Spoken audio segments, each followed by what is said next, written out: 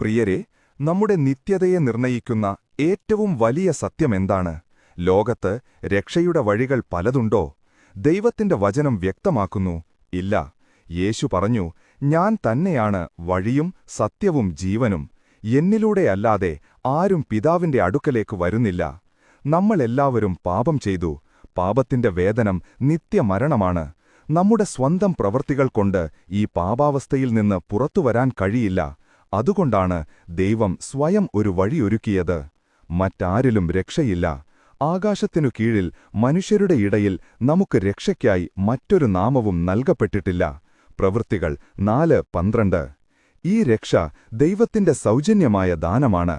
നിങ്ങൾ ചെയ്യേണ്ടത് ഒന്നുമാത്രം: യേശുക്രിസ്തു എന്റെ കർത്താവും രക്ഷിതാവുമാണ് എന്ന് ഹൃദയം കൊണ്ട് വിശ്വസിക്കുകയും വായ്കൊണ്ട് ഏറ്റുപറയുകയും ചെയ്യുക. ഈ ദാനത്തെക്കുറിച്ച് കൂടുതൽ അറിയാൻ മുഴുവൻ വീഡിയോയും കാണുക.